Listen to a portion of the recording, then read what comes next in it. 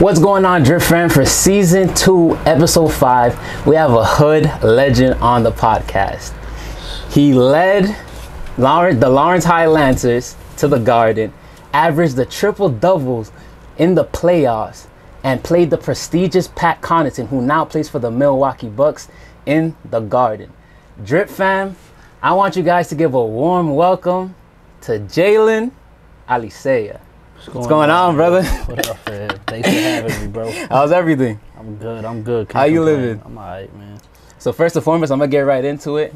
I want you to talk about who you are as an individual and just your upbringing, so the audience can get an outlook on who you are. Let's start off in middle school. Middle school, I was quiet. I didn't even really play basketball like that. I played that as a hobby. I was a football player. You were a football player? Yeah, I played Pop Warner out here and everything. But I played basketball because my brother and older cousins, that's all they did.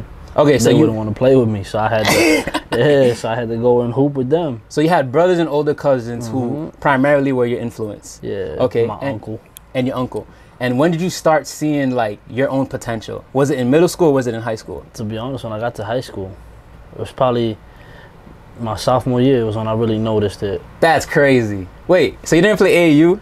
I played AAU, but I started playing AAU late. Like I started doing that more like towards the end. I was focused more on football. But when I played basketball, they used to always try to tell me to take this more serious than what I did for football. So I was like, at that time, like, nah, I like football. I was a Randy Moss fan. I'm like, nah, I'm going to play football. Okay, so when you played basketball and you said middle school and 8th grade, right? Yeah. Were there any coaches like Coach Raymond? Did he see your potential? Did anybody see your potential like in terms of coaches right away? Raymond. I had an AAU coach, Mike Travato and Vinny Pastore, that they was like you can do something with this, because all the top kids and like that was coming through the city and like other kids that went prep or went to Central, all them kids that were the top kids at that time, I used to grab them up and scrape their ass. Like, it was bad. Like, I used to abuse their ass. Okay. So they was like, all right, like, yo, like, maybe you should think about taking the basketball shit a lot more serious. I ain't put no thought into it. And then I went 8th grade summer. I had just came back from middle school. I just came back. I was in Haverhill. I was living in Haverhill at the time. I lived in Haverhill for 2 years. So I came back for 8th grade out here. And I met my boy Mikey Herrera. He's another one that he would have been right with me. He was another legend, but injuries and shit fucked him up. But he was the one that I came out here and I went to Spring League. And Spring League, if you was in Spring League back in the old boys club, though, that shit was the jungle. That shit was like the Rucker Park for the hood. I swear, that shit was the jungle. Nah. I remember, like, I played for them too. People used to be on your back. Like, if you couldn't hoop, you were out. Yeah, they was on your back. So it was like, all right, you gotta come in here and show. Like, you gotta prove yourself. Okay, so you'd say that your skill level was more natural. Like, it wasn't something you really worked for. All that shit was natural. I didn't work on none of that shit. You didn't work on none of your skill. I used to watch shit on TV and then be able to go and do it when I went to the court. You should just emulate it after. That's why I knew. Like, I'm like, maybe I should. That's when I started realizing it, because I'm like, yo, bro, I don't even work on this shit. I was like, I'll watch it and then go and do it. Okay, so let's go into high school. Yeah. You played varsity your first year? Yeah, freshman. Like, you just so tell us about that transition. So you went from 8th grade, finding out that you were a little nice. Yeah. Then you went into high school. How did you know you were varsity material? The thing was that summer of 8th grade, they used to have this, like, Lawrence High has this thing called workouts. And my boy Mikey, the one I was just talking about, he was the one who brought me over there. So it was me and him, and I had known Justin Yebas. Like, that's my guy. I've known him since we were kids. It was his team at that time. He was the man. So it was like him, Mariano, and Mariano, he's older than me. He knows my brother. So like when I came on, it was like, oh, like, you play ball. Like, I swear they wasn't fucking with me. So I just went there. It was a workout. I didn't play the first game, so I was like, all right, fuck it.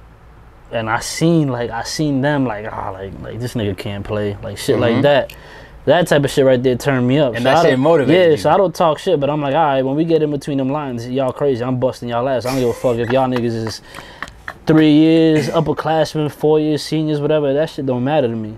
Because once we step in them lines, That shit don't matter about what your capabilities are, what you can do. You in them lines, bro. That shit is war. And that's usually the stigma on like the younger generation. The older kids are always looking at you like you can't hoop. That's the shit. They look down on you. I'm like, nah, hell no. Happens to everybody, bro. So my first day in them workouts, Coach Neal was there, and I was busting their ass. It was like for like 3 hours I was busting their ass. And I didn't play no real organized basketball like that yet, but I was killing them for hours, bro. And Coach, you know, Coach was there talking his shit. Like anybody who know him know Coach always talking shit, and he crazy as fuck. so I'm there, and then I start talking shit too, cause I don't know him, but I just know he's talking shit, and I'm just like, man, I'm on this court, like I don't give a fuck who you are, you're not disrespecting me. So I was talking my shit, he was talking his shit, and I'm like, damn, this nigga ain't gonna have me come back. At the end of the shit, he come up to me, he's like, workouts tomorrow, 5 o'clock. He's like, you better fucking be here. So I'm like, all right, okay. I had just busted all my seniors on my upperclassmen's ass. And no disrespect to them, because Justin's my guy. Like, we still hoop together till this day. But that right there, like, I knew what I was, bro. Like, I was never scared. I was never scared of the moment or whatever it was, competition or what it was, because I knew what I was capable of doing. Like, I knew you had to come back. Like, if you had some shit, I knew you had to come back and guard me. And it wasn't fucking happening. So that right there, when I seen that shit, I was like, yeah, let's go. Like, let's go the basketball route. Okay. So you're saying workouts, because of the workouts, Coach Neal was there watching, and that's what basically... And that whole summer, he was like, yo, you coming to this game. He's picking me up at my house. You coming to this, you coming to that. And at that time, I'm like, yo, bro, like, I don't even care about this shit like that. Like, I want to go and play football. That's crazy. But he would go, he would bring me up, he would pick me up. We go to Boston, and we were playing these tournaments. Like, these tournaments would be in the hood. It's like right in the middle of the hood. And his whole thing was, and I fucked with him because of that. If you could play in the hood, you can play anywhere. Yeah, like his whole thing was like, yo, like y'all city kids, bro. Like if you could play, like, then come play. Put that shit on the stage. Like this is what you do it for. And I always had that shit in my head. If I'm gonna do anything, but no matter what it is, I want to be the best at it. I want to be the man. So I used to go out there with a purpose. Like I'm coming out here to make a name. Like fuck that. We ain't coming out here and we about to get thugged. Like nah, it's just not happening. And that's the right mentality to have. Yeah, like they used to always look down on us like, oh, you niggas can't play with us. Y'all can't play with us. I said, you stupid. I said, you crazy. Okay. I said, we about to bust y'all ass, about to give y'all 40 and we going home. Like, okay. I'm going back to the crib, bro. Like, y'all crazy. So let's go into organized basketball. Yep. So then you go into Lawrence High. Yep. You're a freshman. Are you starting your freshman year? Nah. You're not starting your freshman year. I didn't start. And to be honest, like... How was the transition, though, from busting their ass in summer league? It fucked with you mentally. It did. It fucked with me a lot. Okay. Like I wasn't used to not playing because I'm not somebody that's gonna be on no team. Like I'm not saying there's nothing wrong with it, but I'm not joining no team just to be on the team. Like I'm not there to fucking be a clapper or none of that shit. Exactly. Like I knew what I was capable of doing, and he felt like I wasn't ready, but I knew I was ready. So you had to prove it to him. Yeah. So I was like, I knew I was ready to play. So he would, he would look at me, he would brush me off, knew I was pissed, he wouldn't give a fuck. But that shit right there would make me that much more hungry. That I'd be like, nah, like this nigga's crazy. Like he trying to test me or he trying to break me. And you ain't gonna break me. Cause I know what I'm capable of. I know I could play. So me and him got into it. Like arguing? Yeah, and I ended up quitting. You quit your freshman year? I ended up quitting. Okay. I ended up quitting. I left my uniform, all that shit there. And do you think that was a right decision, though? It wasn't. I was just stubborn. Okay. I was real stubborn. I wanted to play. I didn't want to be on the team and sit the bench because I used to see us and like there were games that I'll be on the bench and we'd be losing. And I'd be like, yo, like I know I could be out there. Like I know I could be out there helping. I know I could be busting this person's ass, that person's ass. Like it's a different flow because I know I do this shit. Exactly. So it was hard. It was hard for me because the first couple games, I was like, nah, like bro, like I'm not playing. I would go home. I would tell my mom, I'm like, yo, like I'm not playing. I don't do this. She's like, you're a freshman. She told me you're a freshman. You gotta understand that. So I got kids who already been going through this system, who've been doing it. So and one thing with coaches, he's loyal. He's loyal to a fault with everybody. He's loyal as shit. So if I wanted to play, I had to take somebody's spot, and that's exactly what the fuck I did. Cause I was like, nah, like, bro, I'm not just gonna be. I wasn't satisfied with just being the freshman that made varsity. That shit wasn't. So we going. So since we're being transparent, whose spot you took? Whose spot I took? Let me see. This is uncensored, by the way. So this is all raw. Hey man, don't disrespect none of y'all, man. No disrespect. I fuck with all y'all, bro. But like my man through Lewis, him and this kid Willie Carrasco. They was sick. They was sick that I was playing over them. But it was like I wasn't doing that shit purposely, but I knew what I had to do to play. Exactly. So I was putting hours in. So you were purposely. So were you purposely busting the ass in practice? Yeah. I had a vendetta, bro. I was in practice. This wasn't no friends. Like you was my boys. I love them niggas to death. But you was my boys after practice and before practice. But when I was trying to play and get that spot, I was at your head. Crazy. Like we not friends, we not none of that shit. To me in my head, when I step in them lines with somebody, I don't give a fuck if I've known you 10 years. We here to go to war, bro. Okay. Like you in front of me, I'm trying to play. This is what I got to get through to play, and I'm sorry. Like I'm gonna bust your ass. I'm gonna have to get through it. One way or another, I'm gonna figure it out. Okay. I was gonna play. Like even Justin was my man, and me and him. That was the shit. Me and him used to go to war. Like these shits was battles. I believe you, but at the end of the day, that's healthy competition. Yeah, hell yeah. Because at the end of the day, you guys are you guys are growing, and that's what makes the team stronger. Because he was making me better. Because he was coming at me, and I'm not gonna lie. I was a freshman. He was a junior. He was coming at me, busting my ass. Oh, we're still in freshman year. Yeah, I was a freshman. Oh wow, I thought we transitioned into the other years. No. Oh, still in freshman year. Okay. I came out, like, I didn't start playing. I became a 6-man, right? Like, probably, like, maybe, like, 5-6 games in. And then, towards the end of the season, I started starting. Because you seen, like, the chemistry with, like, me and Justin. And that was just the shit. Like, me and Justin would be in practice, and we was at each other. And even though I was a freshman, there wasn't a senior, junior, sophomore, no matter what it was, that was going to fuck with me or tell me, like, oh, like, get out this drill, do this. Like, you don't belong here. You crazy. I used to be like, fam, if I didn't belong here, coach wouldn't have put me here. Exactly. And I knew I belonged there. Nobody had to tell me anything. I knew I belonged there. Even, and the shit crazy. My freshman year, I didn't even plan on playing basketball. I didn't try out the first day. You didn't try out? I didn't try out. So Coach Neal, so what did he tell you? Bro, I was in class. It was probably like 6th period.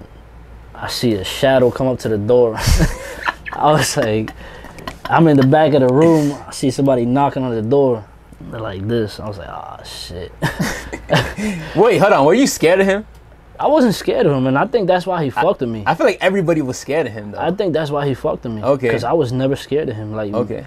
He challenged me, and I challenged him. Like, there was shit that he would tell me, and there was shit I would disagree with when he'd tell me it. But he would respect me for it. Okay. Because he knew, like, all right, like, he's out there, he's seeing some shit that I'm not.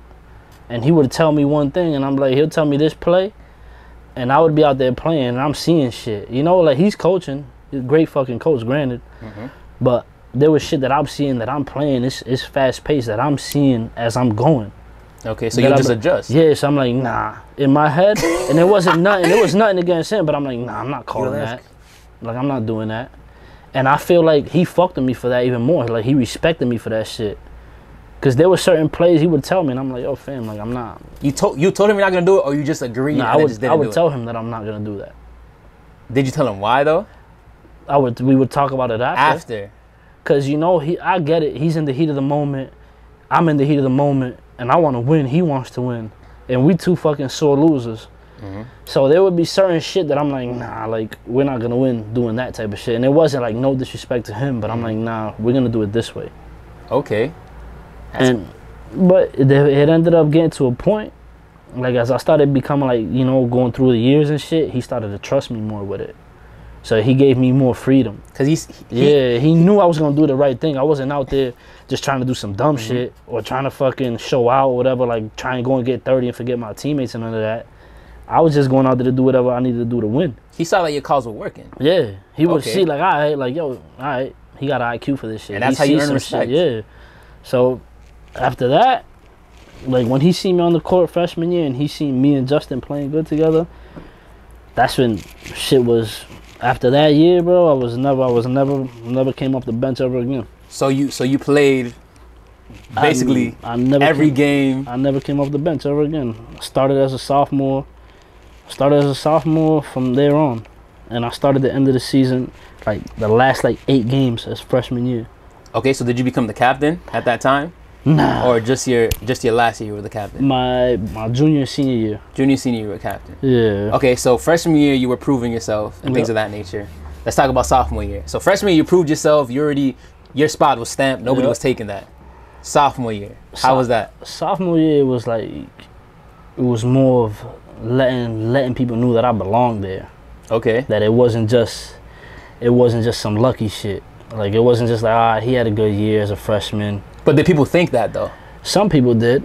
Some people used to be like, the older heads. Not even older heads. Or just people in general. People in the They're city, like, oh, that's bro. lucky, that's crazy. Yeah, even like just people in the city, critics and shit. I used to hear it all the time. Like when I used to go to boys club, I would hear little shit like, oh, he's not gonna be able to do that shit next year. He's not even gonna play next year. And I was like, and that definitely put a chip on your shoulder. That shit right there.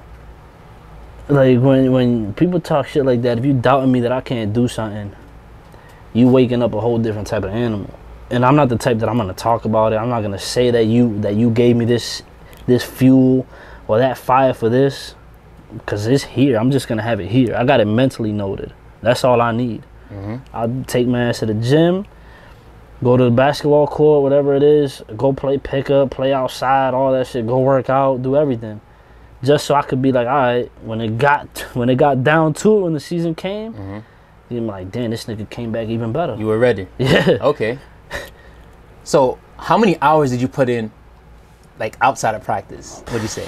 Outside of practice. Like say like it was a regular day, like every day. Say it for a week. Man, in a week. Or let's do it daily because that's a little easier. So we should. So like, after practice, would you stay there and practice more? Yeah. Would you practice early before school? I would stay there after. By yourself? Like coach would be there. He would have the gym. He'll be in his office. I'll tell him I'm gonna stay. And I would shoot, like me and my boy Darwin. He was a shooter that played with me. Yeah. He would stay with me. We would shoot. We would get shots up. Bro, take like 500 to 1,000 shots. Practice would end at 9. We'd be leaving school at 11. Wow. So 2 hours after. And then like, even in between that, like during school, when I went to gym class, they already knew what it was. Like my gym teacher knew what it was. Like, yo, bro, like I'm gonna do what I gotta do these stretches. I'm gonna do this mile run that I need to do, but I'm going to basketball. Like I'm gonna go play. So they just let you play. So it would be we had long blocks. It was 90-minute classes. So we had gym for 90 minutes. So in them 90 minutes, I'm working on shit, shooting, free throws, whatever it is, ball handling. We playing king of the court because there was other academies there. So it would be like, I got other teammates there too. So we would just start going at it, king of the court. Or if enough of us came, it'd be 5-on-5 in the main court. Okay. And we be having basically workouts there during school. Wow. And be going at it. I'm telling you, like not no regular fucking 3-on-3 type bullshit. We was going at it. Like we was going to war. Like people used to gather around this shit. People used to gather around the gym to watch that shit because niggas was hooping. And this was sophomore year. Yeah, it was hooping, bro. Okay, so you were kind of like somewhat of a local celebrity, like in a sense. That shit started. It started in sophomore year. It started like sophomore year. Even it started freshman year, because I used to hear it all the time. Like, yo, who's the freshman? Who's the freshman on varsity? Who's the freshman? And I wasn't the only freshman on varsity though. Like my boy Jesse played varsity. Oh, Jesse, like 6'10". Tall Jesse. Not 6'10", but he's tall. Yeah, he's tall as shit. Him, Kadeem. My boy Alex Diaz and shit, he played. Pancho's brother? Yeah, he played. Okay. All of us we was all freshmen. But like the shit, like it's no knock to them. Like Jesse played varsity with me too though, like cause sometimes like Kadeem or one of them, they would go down and drop down and play like 2 halves of JV or whatever it is. Okay. See, I wasn't allowed to do that shit. So you just were strictly just varsity? I was heated, bro. Like I'm telling you, first couple games, because I'm like, yo, I used to go down to coach. I'm like, yo, can I go play JV? Because I ain't even going to fucking play varsity. Exactly. And he would tell me, shut the fuck up. Go sit up there. Just like that. Shut the fuck up. Go sit up there. That shit. I used to be like, yo, this nigga's crazy, bro. I would be heated. My mind wouldn't even want to. It would not even be on basketball. It would be on wanting to get the fuck out of there. But in my head, I'm like, nah, like I'm not leaving. Like I'm not letting this nigga win. Exactly. You gotta. Like, like it was for me. It's competition with everything. So I'm like, nah, like I'm not giving him that one up. You're not getting that one up. Exactly. I'm gonna stay right here. Like, I'm gonna see your ass tomorrow in practice, nigga. You gonna play me before the season ends. You gonna play me. Okay, so let's go into junior year. So is junior year the year where you started seeing like colleges like start looking for you and things of that nature, or was it strictly senior year? Nah, junior year, man, I had a lot of people coming and talk to me. I was making a lot of noise. Like I made a lot of noise like sophomore year. Like sophomore year, people were like, yo, he's different. Like, yo, you got something. And I'm like, what do you mean? Like, I didn't think nothing of it because I was just hooping. I was still young. And I was stubborn as fuck. Like, you couldn't tell me shit in high school. But, like, when I got to junior year, that's when, like, yeah, like, shit became real. Shit got real. Like, I was getting home, stacks like this. Stacks of what? College letters. College letters? Yeah, college letters, bro. Division, what division? I had a bunch of Division 2s. A couple D1s. And a couple D3s that were just like hoping, like if I fell through the cracks, like they were there. So they were praying, basically. Yeah. So, but that shit started to get real, and like my whole thing was like when I went into high school, I didn't really care about it. Like I'm not gonna say like you don't need school and shit like that, because you do need school. Like I noticed that shit after, but like at that time when I had went into high school, them early years, it was never in my head that I was gonna go to college. Like it was never set up for me that way. I had never seen anybody before me, like in my family, go to college. Like, so you didn't think it was a route that you wanted to take? Yeah, so I'm like, all right, like all I had known was my cousins and shit, seeing my cousins and, you know, on the block, you know, getting it. Getting money. Yeah, getting money. So I'm like, all right, like. So you had a stack of college letters and you basically just ignored it. I would see them all day, and people were like, yo, you gonna fill out the college apps, this and that.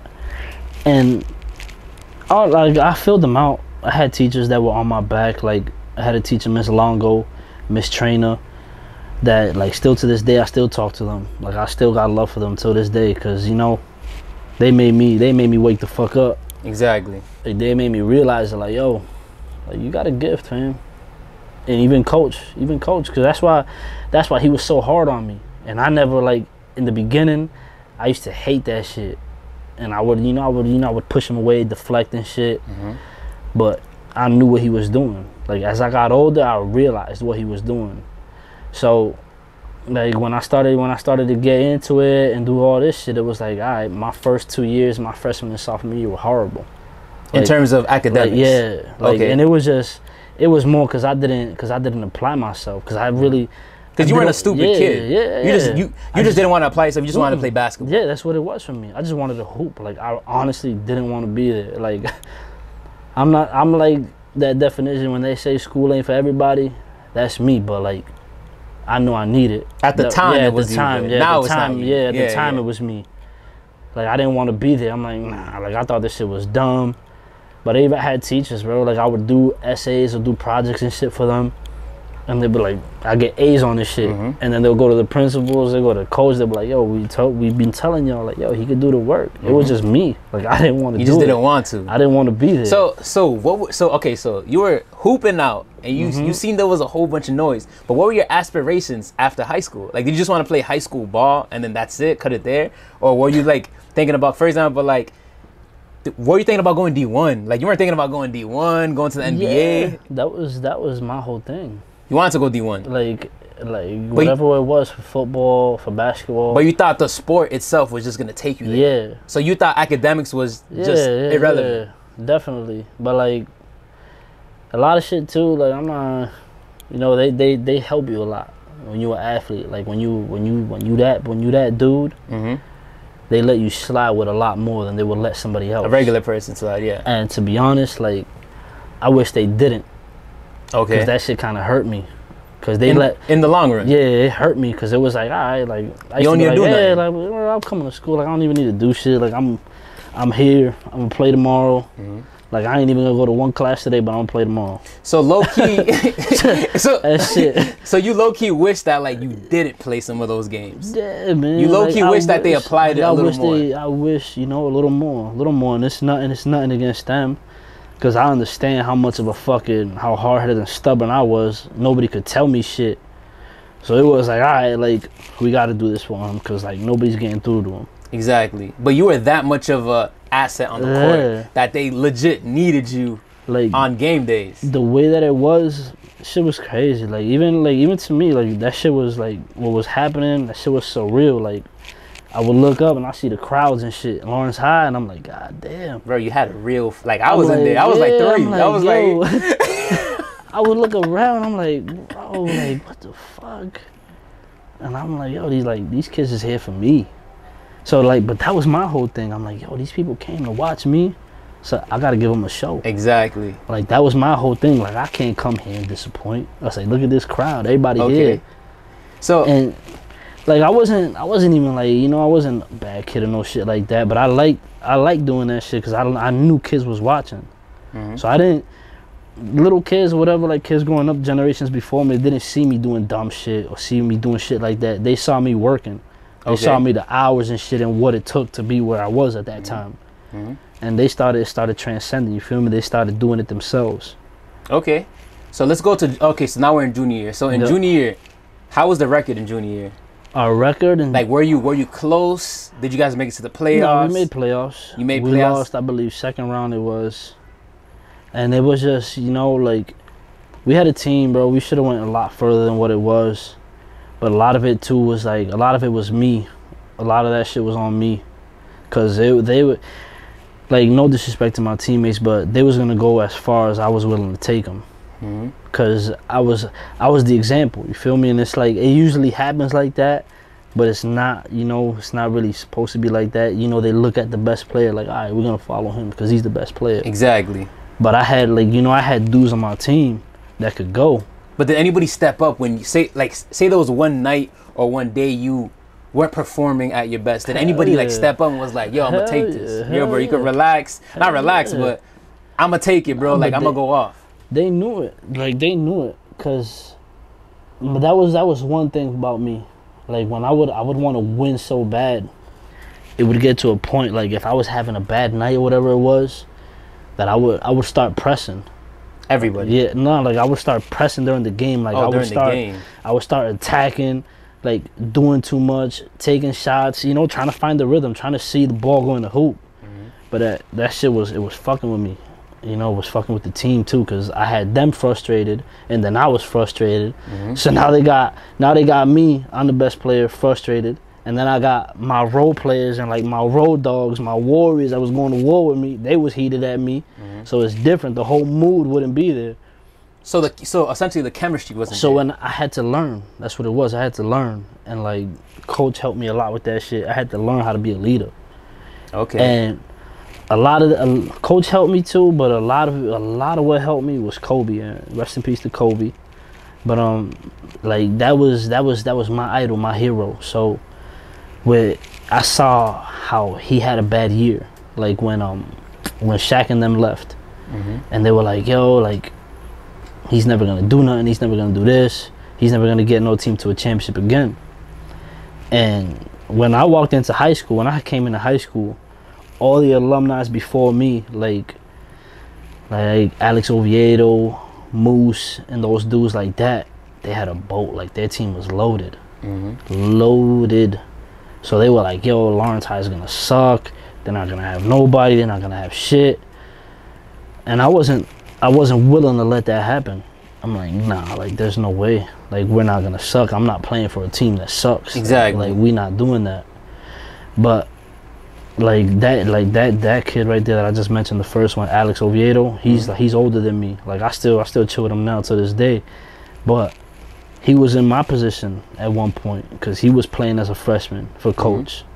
And he was just telling me, like, yo, bro, like, you're not there if he don't believe in you or don't think you don't got some type of game. Exactly. So once I started believing in myself and putting all that shit together, and then Coach Raymond was our assistant, and he used to drill that shit into me. He used to be like, I don't got to tell you what to do. You know what to do. And I used to be like, yeah, like I would nod my head. And as the season, like the middle of the season. Junior year. Yeah, junior year, the middle of the season, it clicked. I was like, okay, like this is what he means. Like it was one game, and we had to dig down to get that shit. All right, so that one game, let's get specific. Yep. How many points were scored? Were you down? Were you up? Was the crowd going crazy? Like, let's get a little. I was visual. having a horrible game. You were having a horrible game. Horrible game. The whole game. Okay, so you guys were essentially down then. Yeah, we were losing to Andover at home, and you know, we Lawrence, man. You ain't trying to get beat by the privileged kids. Losing by how much? by how many points? Like 10, 12, 15? It was probably like 10. It was going between 5 and 10. It never got higher than 10. Okay. But like I was noticing, like, all right, like shit's not working for me. I'm not hitting. I'm not doing this. I'm like, all right. So in my head, the shit clicked in, like what Coach Raymond had told me and what Coach Neal had told me. When you're not having a bad game, there's other shit you can do to help your team. So I started getting rebounds. I started pushing a fast break. Because I started noticing how much the other teams were worrying about me. That I had open teammates, that I had teammates that were going to get open shots. So I had Darwin. The shooter? Yeah, he was a sniper. He didn't miss. So him and like Doris and this kid Allison too, they basically like, and Jesse balled his ass off too that game. But they picked us up, like they picked me up. Okay. But it was all like, it was more like they picked me up, but I picked them up too, because they all started hitting. Like Darwin was lights out that game. Doris was lights out that game. So you used their momentum. Yeah, that's what it was. Benefit. Their momentum is what woke me up. Woke you up, okay. So it got me going.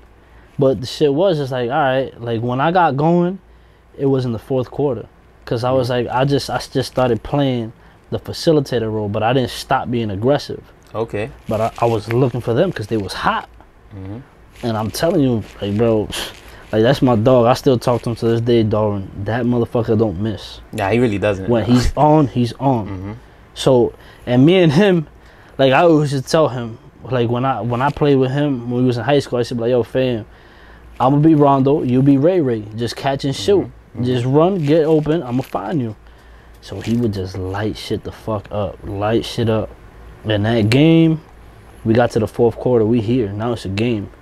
So it's like, all right, like now okay, so wait, okay, so when you got to the fourth quarter, were you guys tied? Were they still down up? 2. You were down 2. We were down 2. And that was the smallest deficit the whole game. We was down 2. Like that was the closest we had been since the first quarter, since it was like 2-4. Okay. Because we were struggling the whole fucking game. But and it's always good to have those people pick you up. Yeah, and because imagine if everything was on your back all the time, and it's like. And that's what it was. I put so much pressure on myself like that. That I really did. I really did believe that everything was on me. Basketball is really a mental game. That pressure was on my back. I really believe that. Like, and I tell people, bro, that's just 75% mental, 25% skill. Because if you're not here mentally, bro, you're not really going to do shit. No matter what game, how good you are, none of that shit. Because if you're going to let somebody break you on the court, you're not going to do what you're capable of. You're not going to be able to show your talent, to showcase. Exactly. Because you're going to be in your own head. You ain't even going to want to play. And I had teammates that were like that had game, but they couldn't get past themselves. So they would be in their own head. But, like, that game, that shit clicked for me. Like, this is what they was telling me, what they was trying to tell me, like, use your teammates, trust your teammates, be a leader. So that was the game that you actually found chemistry. That was the game that you actually found leadership. We always had chemistry because the same dudes I played with, we had been playing together since 8th grade. 8th grade, yep. We all came in together as one class. So that was the game you found leadership then? Yeah, that was the game where I found the leadership, boy, because we always had the chemistry, but it was like, that game right there, that shit clicked.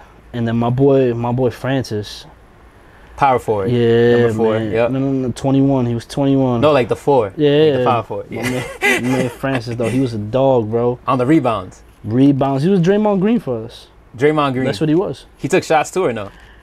He wouldn't, but his like vision and shit, he knew like his shot wasn't a strong suit, but he knew how to get people open.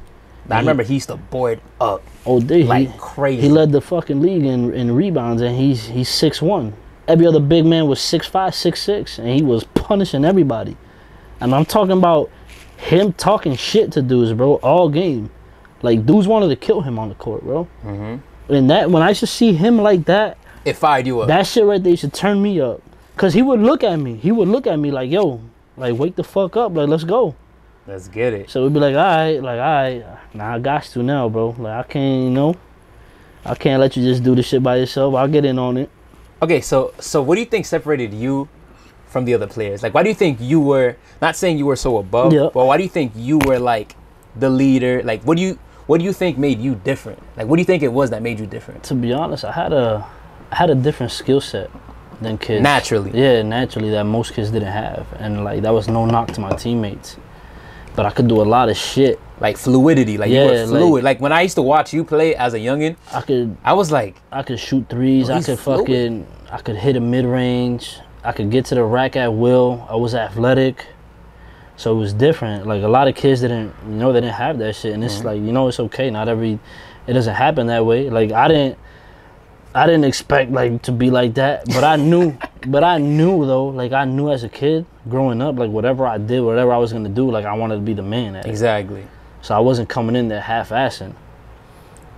So you always had the mentality. Yeah, I did, and I was a sore loser. Like that was the main thing. I didn't like shaking people's hands when I lost. I did not believe in that shit. I still don't believe in it. I hate it. I hate to fucking shake your hand. Why the fuck do I want to shake your hand when you beat me? Like I lost. I understand it. You know, you show sportsmanship.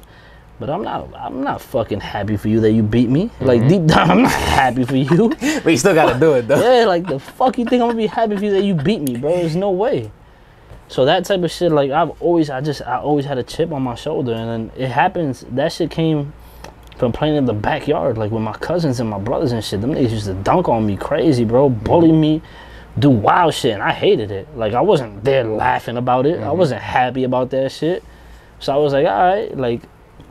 I'm gonna get mine. Like I'm gonna get right.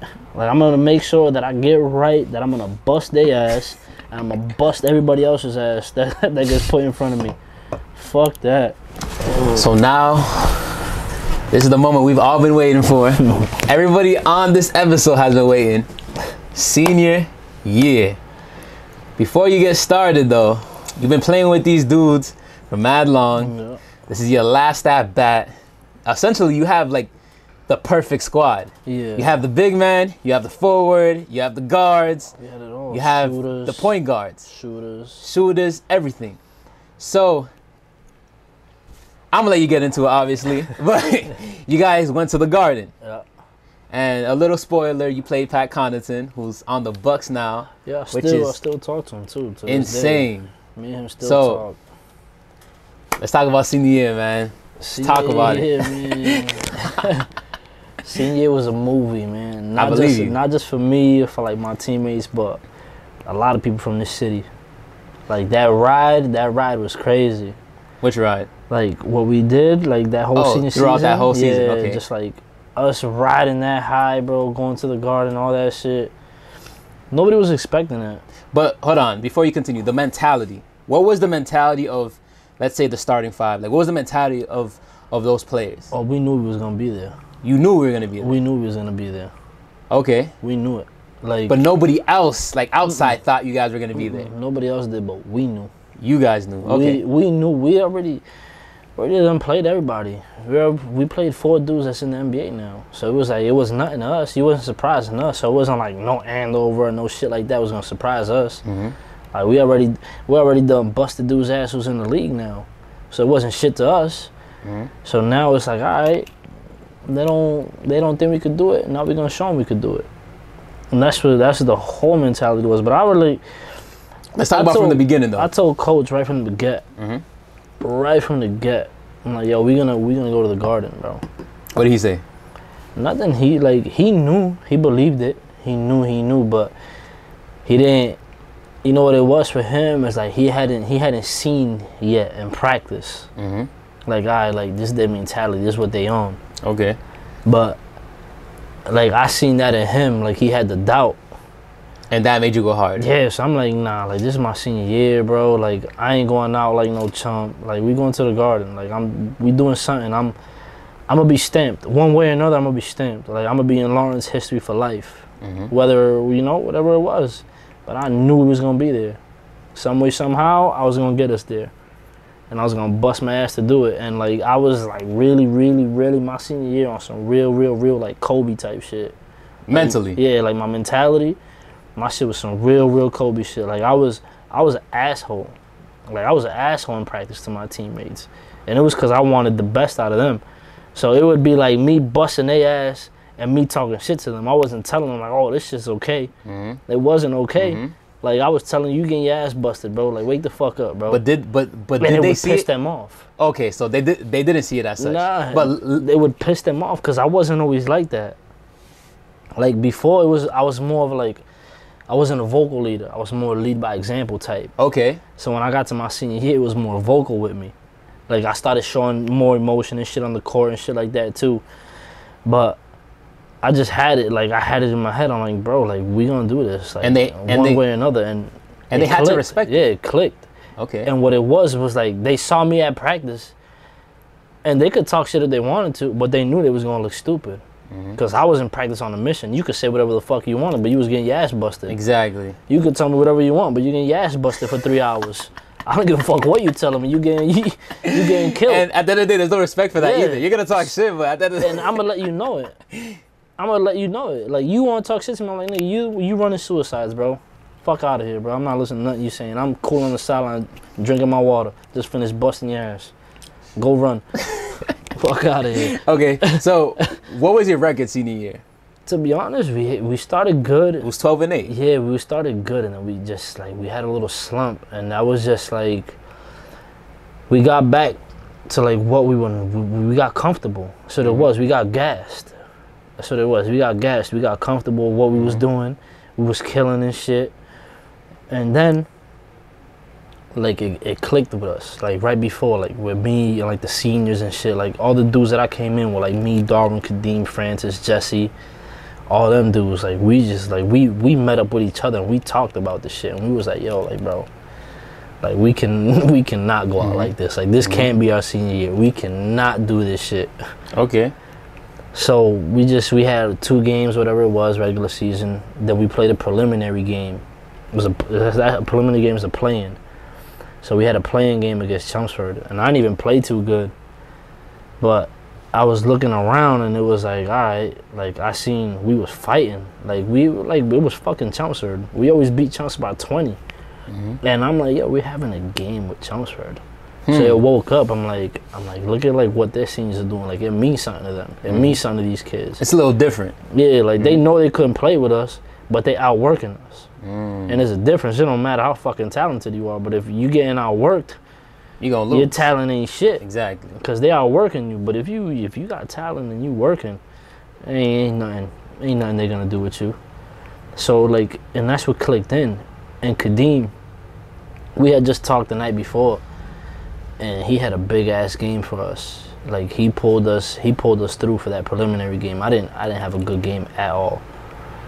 Like, I shot bad, a bad percentage. I probably had like fucking 19 points, 17 points, and it was a bad game for me. But everybody else, like all the other pieces, like seniors and shit, like my teammates who weren't the face, you feel me? Like, people used to be like, oh, like they don't see them, or like putting up numbers and shit like that. They were like, oh, like this dude sucks, this person sucks. Like, nah, they don't suck.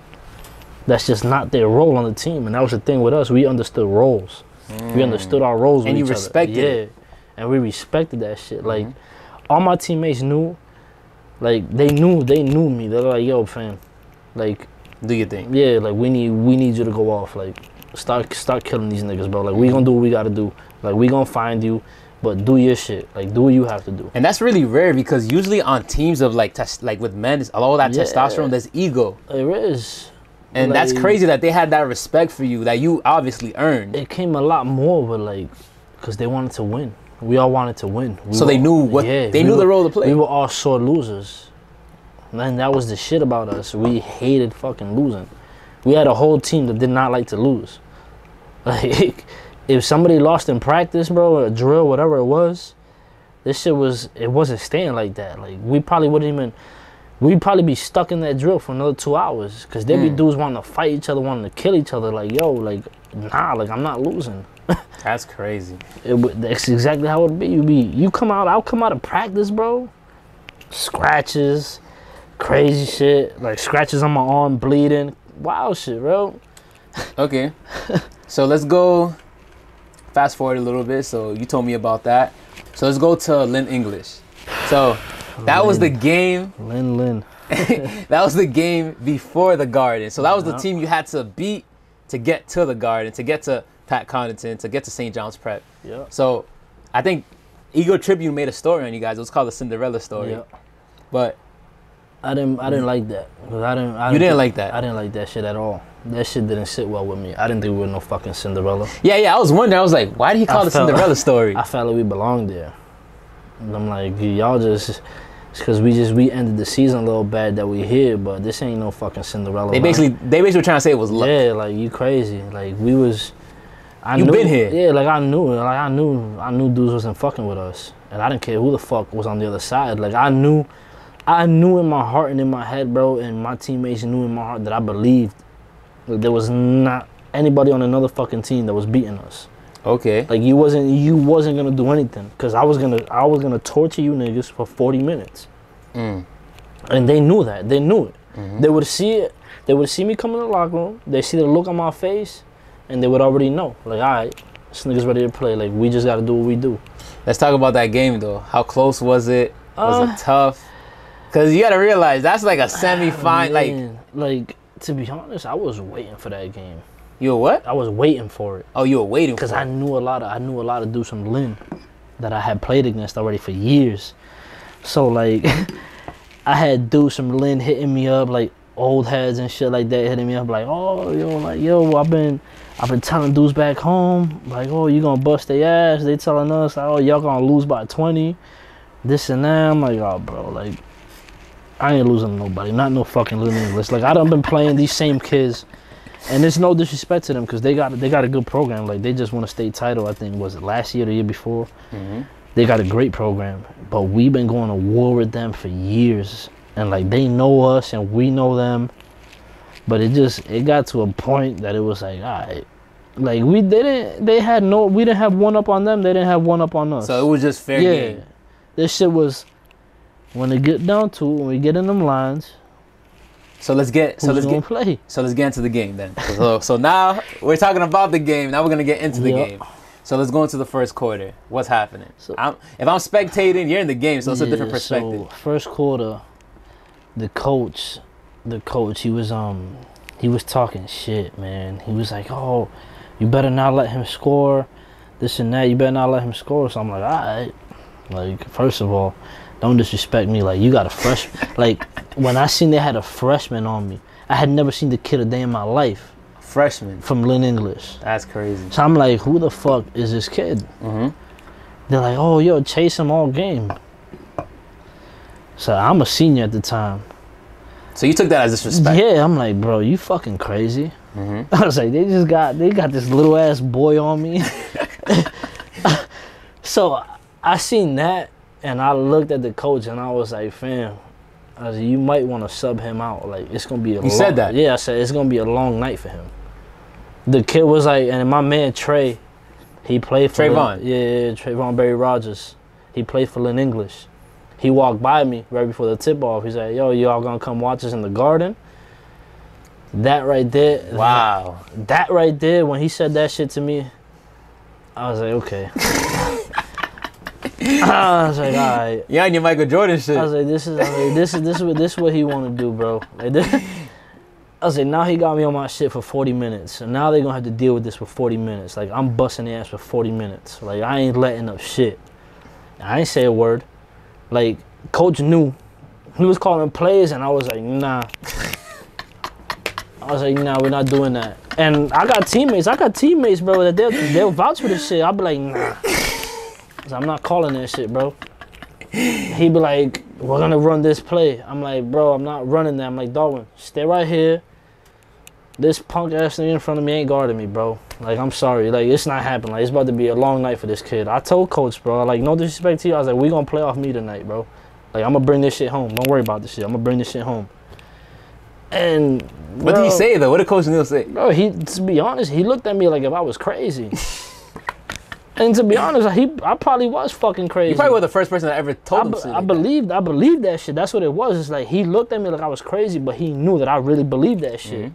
Because I wasn't just saying it to say it or try to play some hero basketball type shit. It wasn't that at all. But like when we got in them lines, man, that tip-off came. We won the tip. I started the game off with a 3. Boom. Boom. First play right off the get. So I started telling the coach, I was like, I told you, take this boy out. Take this little boy out the game. It's going to be a long night for y'all. You told the other coach that? Yeah, I was talking shit to the coach because he got me heated, talking shit. Like, yo, like, he's not like that. You better guard him. Like, nigga, I am like that.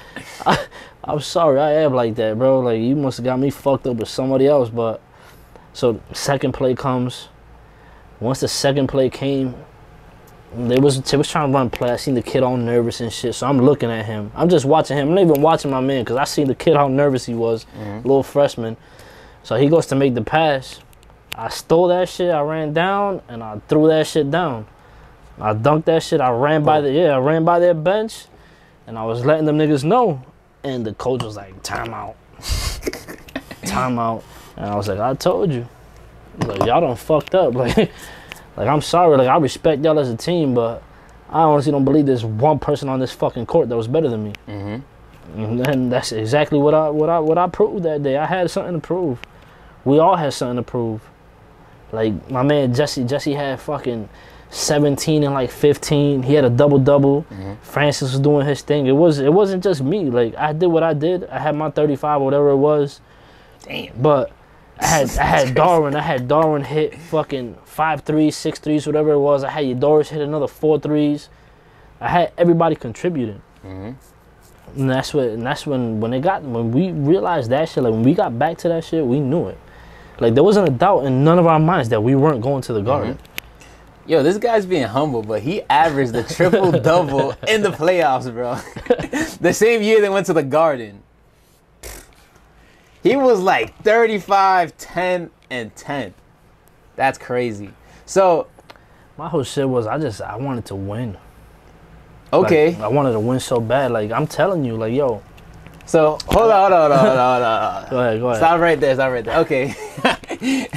So what was the score for Lynn English? Like, did you guys blow them out the park, or was it like a close game? No, we didn't blow them out. It was a close game, but towards the end, like the last like 3 minutes or 2 minutes, whatever it was, we ran off on them. Like we just separated ourselves. Like y'all can't fuck with us. And we let them know that shit. Like that's really what shows the character though. Towards the end, yeah. It's like yeah, it's cool to start good, but how do you finish? What it was is like yeah, they had players, but I had it in my head like yo, like I'm a closer. Like my favorite player is Kobe Bryant. Like I watched Kobe, I watched Jordan, I watched all them dudes, bro. Like and I took pieces from every one of their games, their mindsets, their approach to the games, everything. So when they got down to it, I'm like, bro, like this is when it came down to that end where it's like time to get a bucket. I was like, I'm not calling no play. Like I'm like this is my time. It's time for me to deliver. And that's exactly what the fuck I did. And I knew it. Like that shit was surreal though. Like that shit, that feeling, I still I can't really like describe that feeling, like what was going through my head. To go through the Garden, like to go play at the Garden, a kid from out here, from the hood. That's crazy. Like, and we did it our own way, bro. Like, that shit hadn't been done. It hadn't been, before we did it, it hadn't been done since 2005. Yep. So this shit was like, legendary. It was crazy. Like the city, no bullshit. It felt like some Remember the Titans type shit. I swear to God, bro. Like everyone was going crazy. I remember. The love we was getting in the city, like when we was coming back, the shit was crazy, bro. That shit was nuts to me, but I loved that shit because I seen the whole city. The whole city they had good spirits. Everybody was behind something. They was rooting for us. So like, we took trains to go see that shit. We had 13 fan buses go to the game. There was originally 2. They gave me, I believe I had 100 tickets to sell. Mr. Finn had gave me. I sold all them shits in probably like 30 minutes. Damn. Probably less. I was going outside, bro. It felt like I was trapping tickets. I swear to God, bro. That shit was crazy. But just like that feeling, bro, like when that buzzer rang, and I'm like, yo, like, I was like, yo, like we going to the Garden. And like I went in and I just like we went to like I sat down on the bench, bro. Everybody was celebrating, running up and down. I sat down on the bench, bro. Like just I couldn't. Enjoyed it. It was surreal to me. Like I literally sat down. If they have a video or picture of that, you'll see me sitting down on the bench, bro, like this. Everybody's up on the court celebrating. Our fucking crowd cleared everything. They ran on the court. Everybody's running by me, bro. They snatched me off the bench. Like that shit was it was crazy to me. Cause everything that I had said, I had spoke that shit into existence. Like I said I was gonna do it, so I did it. And that's the shit. Like we all put our mindset to it. And obviously, I'm like when it comes to little shit like that, like I'm a perfectionist. I'm a little anal when it comes to shit like that. So, like I got everybody else on that shit. Cause I was really not accepting shit. Like you wasn't telling me. I didn't want to know why you missed that rebound. Like don't tell me why the fuck you missed that rebound. Go and grab it. Don't tell me why you let him score. Stay in front of him. Don't let that motherfucker score. That's it. And everybody got on that page, bro, and it was up from there. Okay, so, all right, so that game ended. You guys won. Everybody was celebrating. Were teams reaching out to you? Like, what was happening? Like, how many days before that was the Garden? That was, I believe, that game was on a Thursday. Was it a Thursday or a Tuesday? Either way, it was probably like 4 days or 3 days before, or 3 days before it. So within that time period, what was happening? Like for you? Because you were the leader of the team. Bro, shit was crazy. Like I need to ask you this question. Like were colleges were obviously taking notice. Yeah. Like were people reaching out to you at that time? They were, and like a big part of it too was Pat Connaughton. Because me and him, like I played against him for 4 years. We played against each other for 4 years in high school, and we used to go to war. Like absolute fucking war. Because they used to be like, oh, yo, the NBA's looking at him. He's about to go here. He's about to go there. I'm like, all right. So didn't he get drafted for like two MLB. MLB as well? He got drafted for MLB and the NBA. So, but in high school. Like, but what teams were looking at you, though? Like, that's, so I want to get deep into that. Like, I had LIU. Okay. I had LIU in Brooklyn. Manhattan, the Jaspers. A couple mid-majors like Wagner and shit like that. Because I remember Coach Neal, he said that you were like Division I NBA level caliber. Like, and Coach Neal doesn't talk about nobody like Coach that. Coach don't give nobody credit like that. Nobody. Because he don't like to blow. He don't like to blow smoke up. He nobody. doesn't. Yeah, but he used to say like about you, it was like this kid is different. That's what that's what I'll tell you. Like when I was saying earlier in the podcast that like my package was different. Like my package on that court was real different. There was a lot of shit that I could hit you with that you wasn't normally gonna get hit with by the kid out here. Like you was about to you probably get a couple jab steps, couple pump fakes, get broken down, hit a three on you, then you're fucked up. Cause now you don't know. Then I'll give you another pump fake. You know if I'm gonna shoot it, so I might shoot it and not pump fake, or I might come down, break you down, hit a mid range. Now you playing up, so now I'm gonna blow by you and get to the bucket. And I knew that shit. I knew how to do it at will. Okay. And like my man is like one of my good friends right now, like that I talk to. My man Jimmy, like his brother played in the league for a couple years, and like that was like the first dude like I met. Like I didn't even know him like that from a hole in the wall. I met him playing ball out here, and he was like, he came up to me and was like, nigga, like, yo, you got game. The dude in the league. He was like, yo, you got game. He's like, where you from? He's like, you from out here?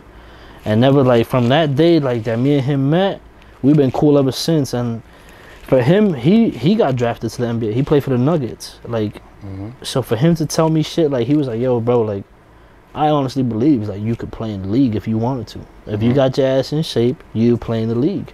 And I believed I could play in the league. Like, I watch shit, and I watch the NBA now, and I still fucking believe that I could do something. Exactly. Like I know my shit. I know what I was capable of. When I'm in shape, I know I'm a different animal. I know I could score on 3 different levels.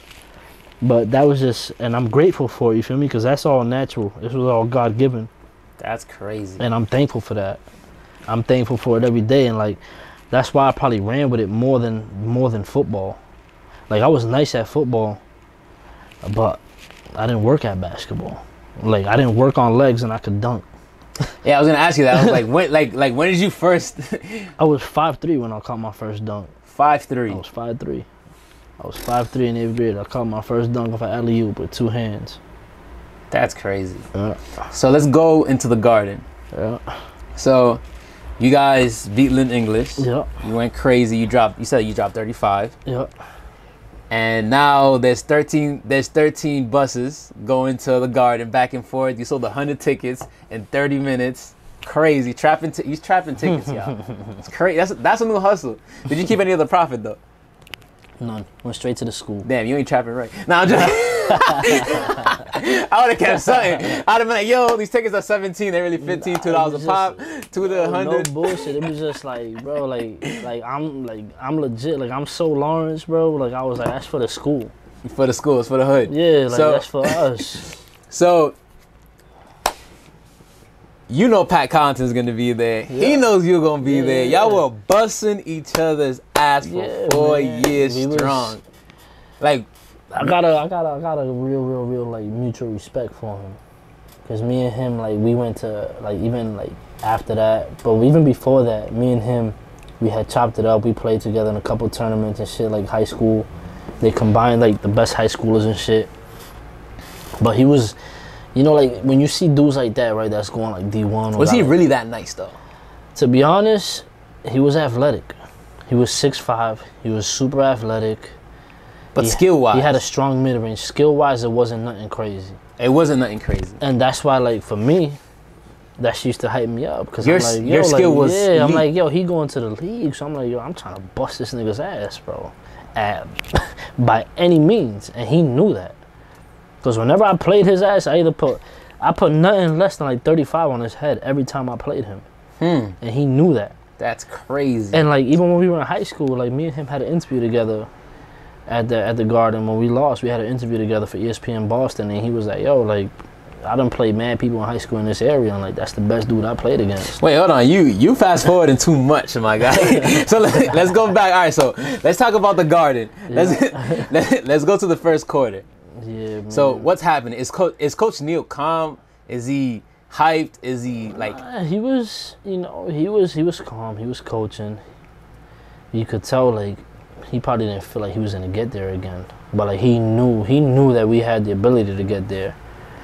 And like there was some kids, you know, that played well, like regular season or like other games in the playoffs, that when they got there, that stage was too much. Like it was too much for them.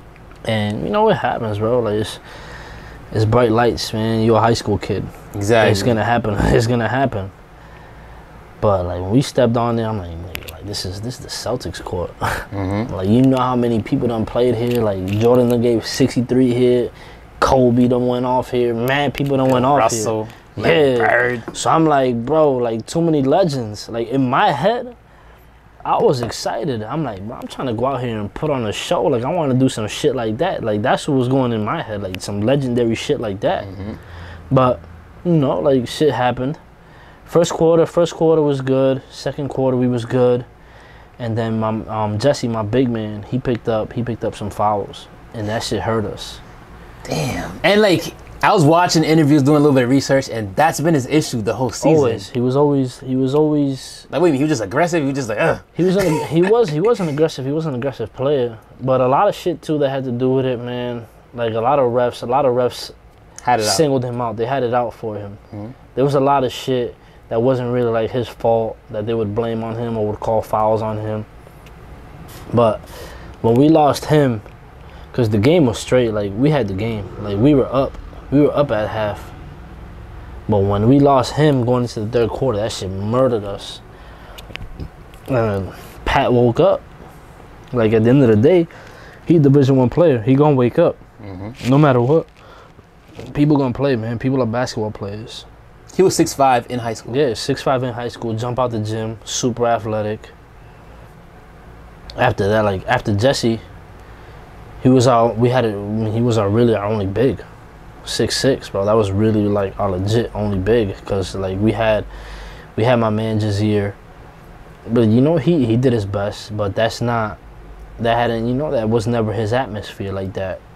He was forced into too much responsibility. And then we had the young boys, Roberto, Trayvon. Yeah, you got Roberto. Yeah, Roberto, Trayvon and shit. They was just too young. Like, they was too young for that stage. They didn't know what that stage meant. So when like Jesse got fouled out, we stayed close. Like, we stayed close the whole game. We was cheered in the lead and shit like that. But Pat ended up being Pat. He ended up showing why he was a Division I player and why he was getting recruited by them schools. And it wasn't, you know, it wasn't no joke. And I respected it, you know, because he wasn't out there talking shit. I wasn't out there talking shit because I was killing his team. He wasn't saying nothing. And then he was coming back, you know, doing shit on us. And I'm just like, yo, like, at the end of the day, he's going to do that. Like, there's certain shit that you're not going to stop. Just like I was saying, like, with their side, there's certain shit that they're not going to stop. They're not going to be able to stop at all. Exactly. I was like, we just, you know, we got to dig down. But it got to the point that we got killed on the glass, rebounds and shit, second chance points, and it murdered us, man. And we ended up falling short. We ended up losing by 10, I think it was. 10 points. Free throws and shit at the end. A lot of free throws, man. Then we ended up losing. They was trying to give us a runner-up trophy. I didn't want that shit. A runner-up trophy? Yeah, I didn't want that shit. Like, still to this day, I don't claim that shit. Fuck that. What the fuck I want to runner-up for? Second place don't mean shit.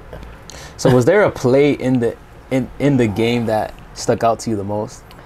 Like, what was like? Probably, what was your favorite play? My favorite play was the second play of the game.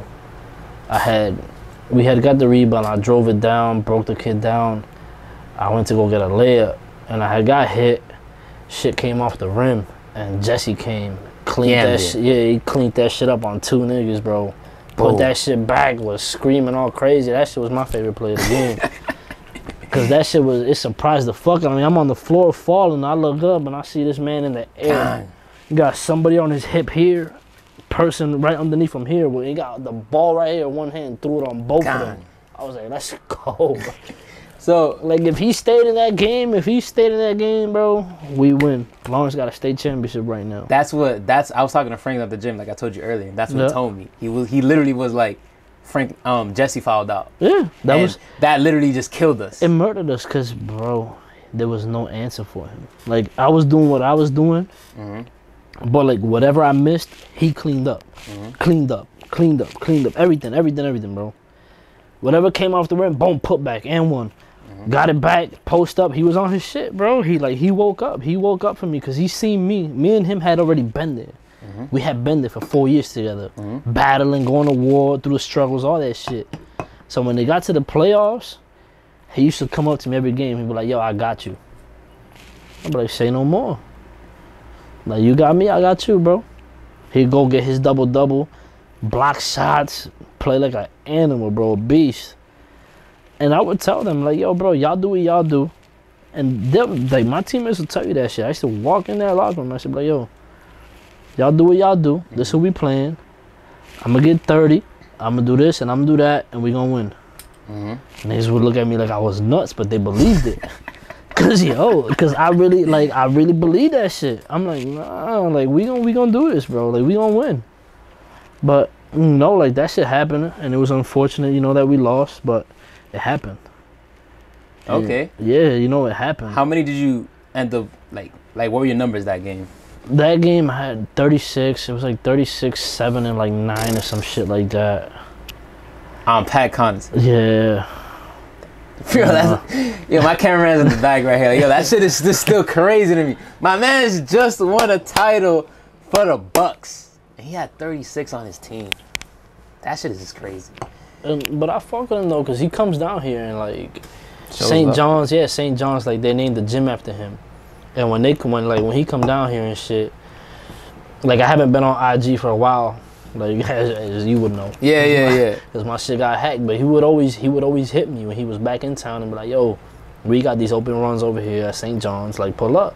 What? Because I would see him at men's tournaments and he would come down with like a couple NBA dudes and shit and play.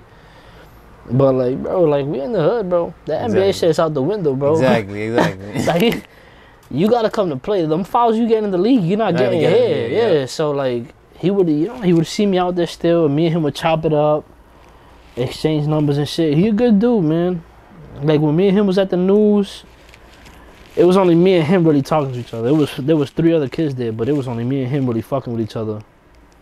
But he's humble as shit, man. He works on his craft, and I give him that. And that's why, like, I couldn't. You know, I was mad even from I don't like losing, but you couldn't be mad at somebody who's like, like, you know what I'm saying? You know, because he was grinding. He worked for it. I was grinding too. So it was like, all right. So I had it in my head, like, damn, like it didn't sit well with me because I'm like, yo, this motherfucker got the best of me, and I had it in my head, like, yo, was he outworking me? And I didn't like that. It didn't sit well with me. Yo, I'm telling you, for like 2 weeks, bro, I was depressed after that fucking game. I was heated. I mean, it's never gonna sit well with you, bro, because you're competitive. It still doesn't sit well with me till this day. I'm telling you, I didn't go to school for 2 weeks, bro. Like, they was calling me, I wasn't answering nobody's calls or nothing. None of that shit. That shit was, you know, I don't like defeat. I don't accept defeat. To me, that's just not an option. Losing is not an option. So when it happens, it's like, all right, man, like, it's back to the drawing board. Like, what we got to do? Because I fucking hate losing. Exactly. And it's just with anything in life, I don't like losing. Okay. So then that game is over. What happens next? What happens next? So basically, your high school career is basically done in a sense. Yeah. You're halfway through. My high school career so college is just not an option for you. You're not even thinking about it. Even though there's colleges reaching out, you're just like, nah, fuck that. The crazy shit about it, right? Like, I'ma just keep it a buck. Like, you know, we being authentic with it. I'm be real with it. Like, after that, when we lost, but I was depressed so bad that I'm like, yo, I went back to school. They was like, yo, you gonna, because I had made up so much shit from like my first early years to try and graduate that year, and they was like, yo, you're not gonna graduate. You gotta come back a full year. So I'm like, man, I'm not coming back a full year. A full year? Yeah, like it was the end of the year. I had just turned 19 in May. Like I was turning 19 in May. So they was trying to have me come back a full year, and I was like, bro, I'm not about to be 20 years old in high school. Like, fuck out of here, bro. Like, I'm not doing none of that. So, like, I didn't even get to graduate. Like, in reality, like, I don't even know if a lot of people know this shit, but I didn't graduate. Okay. Like, so did you go get your GED? I went from the garden. 2 weeks later, dropped out of high school, straight to get my GED, and I was enrolled at NECO. I was enrolled at NECO, and like, I took all my tests for my GED all at once because I just came out of school. So I was already a college student. Like, I was a college student. While people were still in high school. Yeah. While the shit was still going on. Like, I had just left Lawrence High and jumped into that shit. And, you know, shit was going well for me. I had my GED, I had my classes, I was doing good. Did you hoop, though? I was hooping. Okay, so you hoop for them. I was hooping. Like, I was playing in the tournament. And we was about to be stacked that year. Like, we had a wild team. Bro. And we went to a tournament out in Jersey in the hoop group. And we played this Division II school that had won a national championship, Division II from out there from Jersey. And we was playing a bunch of top schools from Jersey and shit like that, a couple other schools. And bro, like, I went out there, man, I was on a mission. Like, shit was crazy. I literally picked up from where I left off from the state tournament. Like, I went out there to that tournament right before our season. First game I went out there, I had 38. Next game I had 39. Next game I had 37. Like, it was crazy. So right in the last game, right before the last game, this is the third game, like, I'm killing, bro. I had all these D1s, like Quinnipiac, all these schools, bro, going up to my coach from Northern Essex, bro, like, telling him, like, yo, like, what's up with him? Like, what we doing? Like, we trying to stay in touch. figures after all that shit, bro. Like 4 plays after that, I hit a 3, I get a steal, get a layup, I come back on defense. I go to like step over a screen, step over a pick, and I felt like this shit sounded like a stick. Like somebody grabbed a stick and snapped it. Boom, I heard it. Ankle. So I was like, what the fuck is that? And it was my foot. Oh, your foot. Yeah, my foot. Like in my head, like that's the shit. I'm so fucking crazy and competitive when it comes to shit You like just kept that. playing. I'm like, bro, I'm about to keep playing. Like I don't know what the fuck this shit is. I'm about to keep playing. But when I went to go, I moved again. I went to go make that pressure again on it. The pressure was so sharp that I fell. Like I fell to the floor. I couldn't deal with it. So I'm like, I'm there and I'm like, yo, I'm confused at this time. Like at this point, I'm confused. I don't know what the fuck's going on. Like basketball is all I know. So I'm like, bro, you're like, goddamn, like, damn, this shit's an injury. Like I don't know what's happening. I don't know how long I'm gonna be out. So I ended up going to the hospital out there in Jersey. They cut my shoe off because I couldn't take my shoe off because of the bone. So they cut my shoe off. And when they cut my shoe off, like they took an x-ray, the doctor came back in like 5 minutes. She's like, yeah, you broke your foot. That shit right there shattered me. I ain't never been hurt like that I had to be out that long. I had to be out for 4.5 months in a cast, like during the winter. And I didn't know what the fuck, how to deal with that. Like when mentally. like with my passion with basketball, I did not know how to deal with that. So I was in my house a lot. To be honest, like the depression from losing at the Garden and then that, like it just enhanced that shit. And it was like, fam, like I was in a dark ass place, bro. So you were in a dark place at that time? I was, man. I was. Like when I left high school, I was in a real dark place, man. Mentally, I didn't give a fuck about too much shit. I was just, just being a knucklehead. But like, my whole time my foot was broke, I had it in my head, like, yeah, like I'm gonna come back, like I'm gonna return, like somewhere or another. Like I knew I was in a funk, and I knew I was gonna get out of it. It was just a matter of time. So like, it was another test. Like I was getting tested. So as I was going through that, I was just watching a lot of documentaries, watching a lot of Kobe stuff, watching a bunch of hours and hours of Kobe.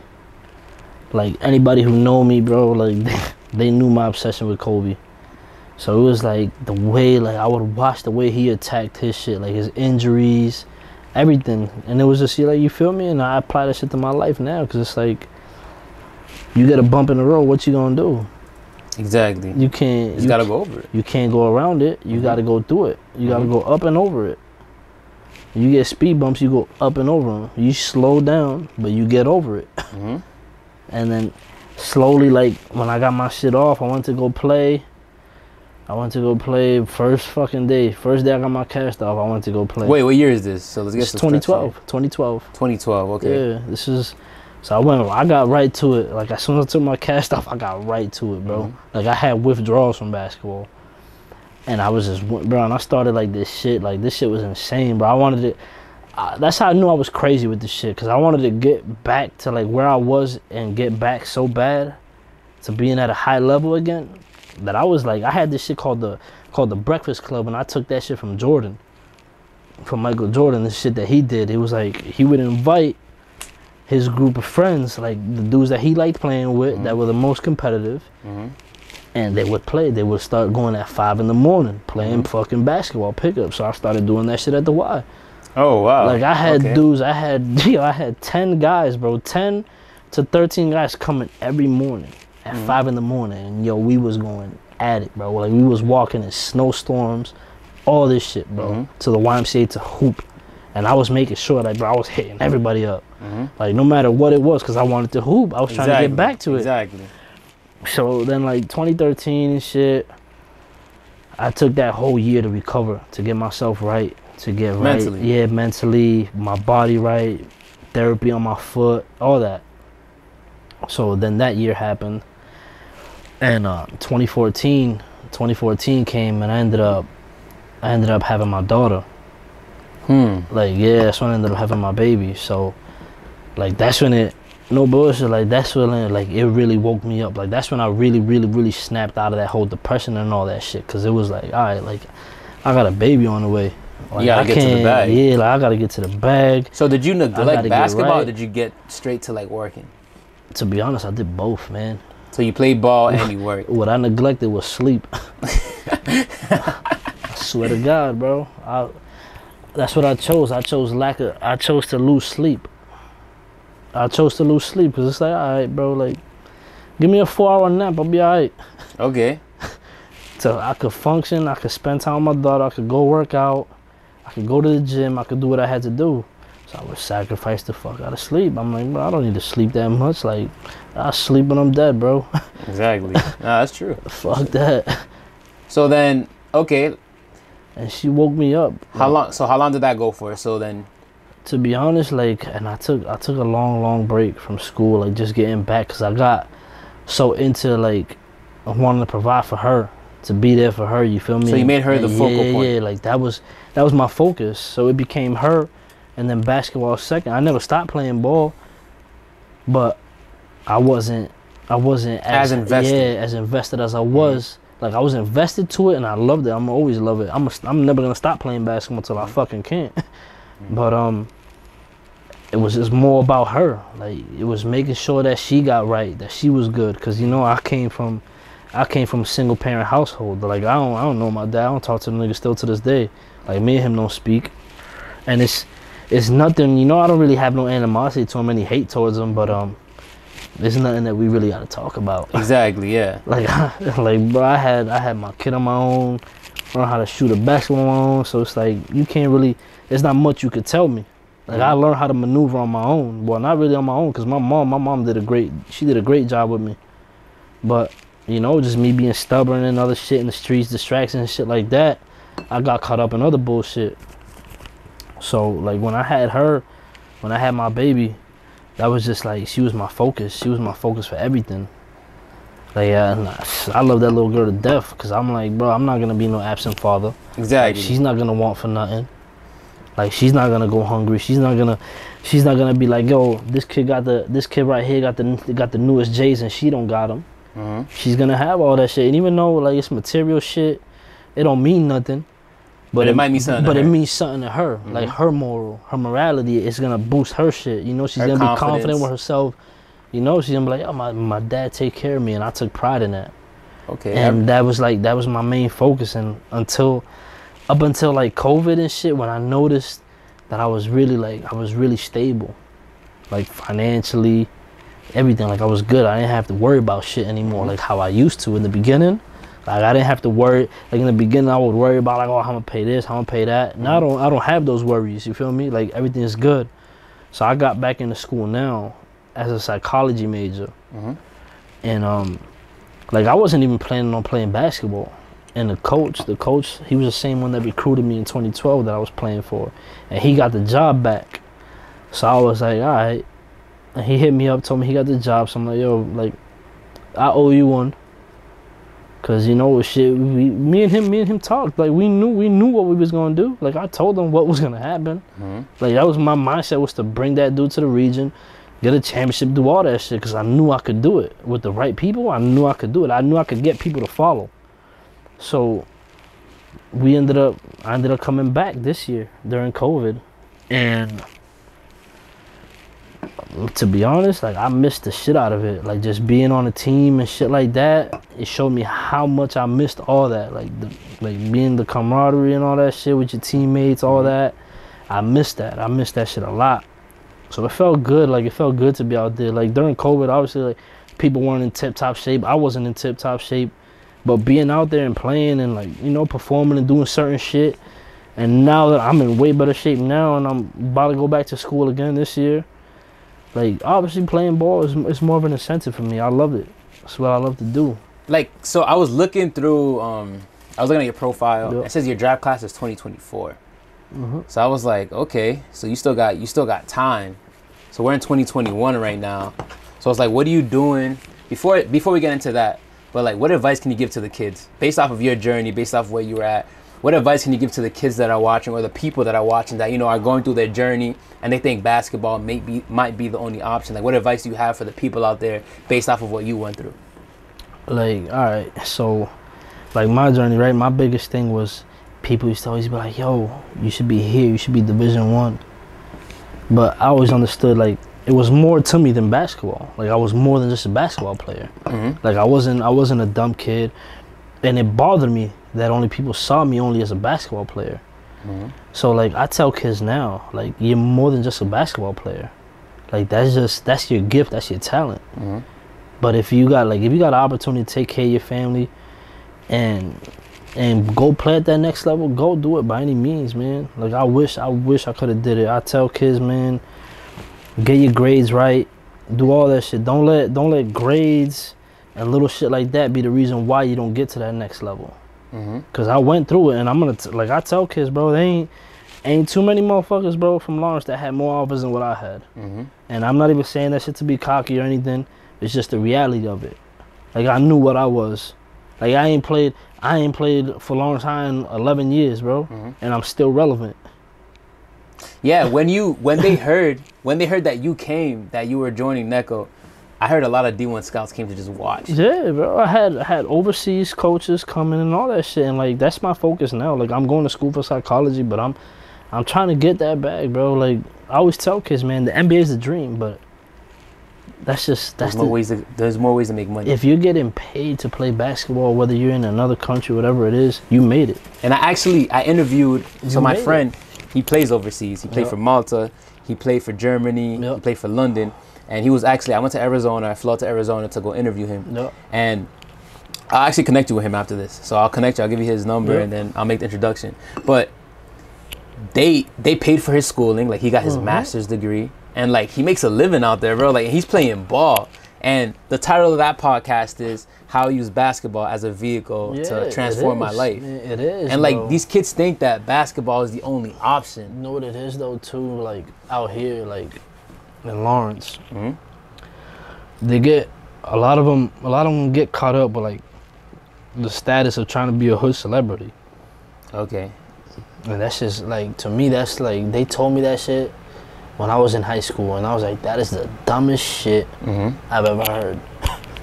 Like, bro, like, even still to this day, people are like, yo, you was nice at ball, yo, this and that. Like, bro, I hate hearing that shit. Like, obviously, like, I love the recognition, bro. I love that I made that impact, that you remember who I was, bro. Like, you didn't remember who I am, but there's so much more to it than that. Like, you can be so much more than that. Like, why you want to be in that brotherhood? Like, that shit, I don't even consider myself in that brotherhood. Fuck that, bro. That shit is, that's just the dumbest shit, bro. Because you got people that's been out of high school longer than me that's still talking about their high school shit. And it's like, bro, that shit's old, fam. Like, nigga, like, what are you doing? Like, are you getting to a bag? Like, are your kids good? You got a roof over your head? You still worrying about shit you did 10 years ago? You living backwards, bro. You gonna be one of them niggas 10 years from now, like them kids right now, like kids growing up right now, they think it's gonna be cool. You wanna be them niggas 10 years from now, like, yo, I used to be this nigga. You wanna be a used to. Walk out of here. Nobody wanna be a used to.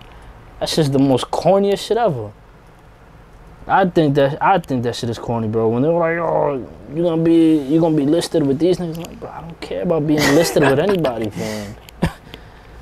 Like, the main goal why I used to go so hard, bro, was because I wanted to change my environment and what I was going through, bro.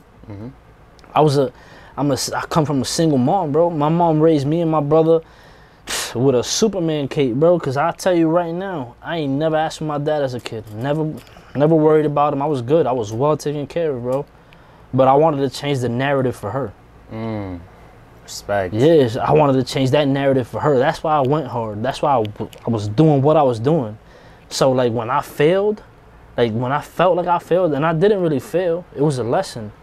So when I came out of high school, I felt like I failed, bro. And that's when that depression really hit me, because I felt like I let her down. Like, I let my mom down. Because my plan was to take her out the hood. Okay. Like with my abilities and shit like that. So it didn't sit well with me that I was at home and I knew as good as I was. You could have did it. That I wasn't, and I would watch these kids on TV. It would drive me crazy because I'm like, yo, bro, I'm supposed to be there. Like, I'm supposed to be on that court. So that peddles me into my next question, actually. The question is, what was your greatest failure? And when I ask this question again, it's not what was your biggest L as in loss. It was your biggest L as in lesson. I always say, man, you don't fail, man. I always tell people, like, I really believe in this shit. Like, this is a quote I live by. No struggle, no progress. Because if you don't struggle, you don't know how to get through anything. Okay. So if you don't know how to get through shit, what are you going to amount to? You can't be one of them. You look at them kids that are spoon-fed. You feel me? That get everything handed to them. They go to college, they don't know how to make a meal for themselves. They be starving. Because they can't fucking turn on the stove, make a soup, or make some scrambled eggs, whatever it is. Like, y'all niggas know the hood meals, bro. Feel me? Like, you know the hood meals, them kids don't know how to do that shit. And a lot of those kids be actually depressed. Yeah. Cause they get everything spoon-fed to them, so they don't know how to do nothing. And it's crazy, like, and it's crazy, cause there's so many kids I met like that wanted to live my lifestyle, and I'm like, bro, it's always gonna be like that. I'd be like, bro, they're so infatuated with the hood, it's crazy. I'm like, fam, like, this shit, bro, you can come to the hood 10 years from now, this shit don't change, bro. I'll come here 10 years from now, and I'll still see the same niggas out here, bro. Still see the same niggas. Trying to be young niggas, doing dumb shit, still in the club, dumbass shit, bro. So it's like, fam, if you got that outlet, man, that's what I tell kids. If you got that outlet, bro, just do what you got to do for yourself, bro, for your family. Like, put your family first, man. Family first. Because that's what it's all about. Do you have any aspirations, though, for, like, you know, opening up something for the kids, doing training? I do. Like, I feel like that's something you should get into. I do, man. Even though your abilities were natural, you still have those gifts. No, man, I would love it. I would love it because I know myself. Like, I really love this shit. I love basketball. And how would you feel if you got a kid to the league? So I would love to teach, bro. Okay. Like, to teach somebody, bro, like that you willing to learn, because I got some shit for you if you want to learn. That's just, like, I know that I got that. I don't give a fuck if I don't got the college background behind me or whatever, or overseas shit like that. I know what the fuck I did. Everybody, dudes I played overseas, dudes I played in the league, know what I'm capable of and know what I do, bro. Like, I wasn't just known in Lawrence. I was known outside of here for what I was doing, for killing niggas, bro, when they got in between them lines. So I know on that next level that I could coach. So I definitely know I could, well, not even necessarily coach. I don't want to coach. I'd rather be like player development type. Yeah, essentially it's a coach. But so let's start something up. Let's do it. We could. It's starting on the podcast. We could definitely. We got to get some development in. We got bro. Wilk Skills and Drills. I'm gonna shout him out real quick because he's gonna be on the show soon. And we got Mac Basketball. My man Mala. Shout out to Mala. Shout out to Mala. So we got these two people, bro, who essentially, you know, he had hood dreams. He had aspirations as well. He wanted to go to the league. And then we got Wilk Skills and Drills, who's player development. He's training kids now, all the way up into the pros. So you can connect with them and we can start something here. Like, for me, like, my biggest thing for me, right? Like, when I see, like Juan Felix and LJ, right? Like, LJ Figueroa. And them two kids right there, bro, like them kids watching me, bro. Like, they was products of me, and I still talk to them kids, still to this day. Like, I hope LJ gets to the league. I tell him, bro, can't nobody tell you shit. From here, ain't nobody, from where we live, this small ass city, for you to be on that stage in Las Vegas playing for the Mavericks, you know what that shit means? That shit speaks volumes. There's levels to it, bro. And I did what I did, but I never did that. So for him to see what, like, you know, what I did, my work that I put in, and take that shit, take that blueprint and run with it and go on that stage, that shit make me feel good. And then I talk to Juan Felix all the time. He's at Stony Brook. I watch him on TV. You know how proud that shit makes me? He kills. You know how proud that shit makes me that I see him on TV, that I seen him, I coached him. Like, that was one of my kids in Smart Hoops at the YMCA. I used to coach. And I should tell Raymond, I feel like, yo, bro, he's up next. And they would look at me like I was crazy. I'm like, yo, bro, he's up next. I'm telling you, he's like that. He's always been nice, though. He's always been. Always been nice. What it was for me with him is that I saw me in him. He was so quiet, but he was a fucking assassin. Assassin. There was, when I had him in smart, he couldn't speak English. I should talk to him in Spanish the whole time. But when he got in between them lines, them kids couldn't fuck with him. No, he did not say a word. Give you 40, 50, not say a fucking word. Then I would go watch him play for Lawrence High. Cause there's other alumni that the niggas, you know, they be dickheads and shit. They don't want to be going to watch. They be like, nah, he sucks. Like, I was better than him. Like, bro, there was a nigga that was better than me. Like the dude I mentioned, Alex Oviedo, he was better than me, bro. Like, I'm telling you, when I used to go watch him play, that shit was showtime for him. Like, I felt like I was going to watch the fucking Showtime Lakers, bro. It was a show every Friday. Every Friday and Tuesday was a show. So I used to be like, yo, people used to be like, yo, you going to Central? Nah, nigga, I'm going to Lawrence High, bro. I'm going to play for Lawrence High, bro. Fuck that. This is going to be... He was better than me. And then I came in, I was better than him. I did it better than him. Juan Felix came in, what he do? He did his thing. He made his mark. I was the last nigga to get 1,000 before that. And then he came and did it. I was there for his 1,000-point game. I watched him get that 1,000-point game. I was happy as shit, clapping for him. Like, I want to see that shit. Do that shit better than I did, bro.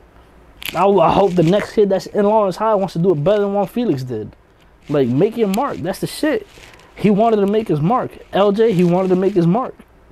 Do you think kids need to... So LJ, so about the LJ situation, he was playing for Lawrence High, and he essentially benched.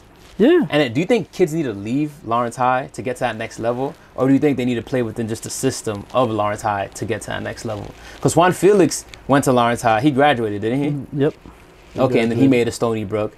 But do you think if Juan Felix would have positioned himself in a different state like LJ did, like Florida, do you think he would have been further in his path or his journey? He was going where he was going regardless. But do you think it would have been further, though?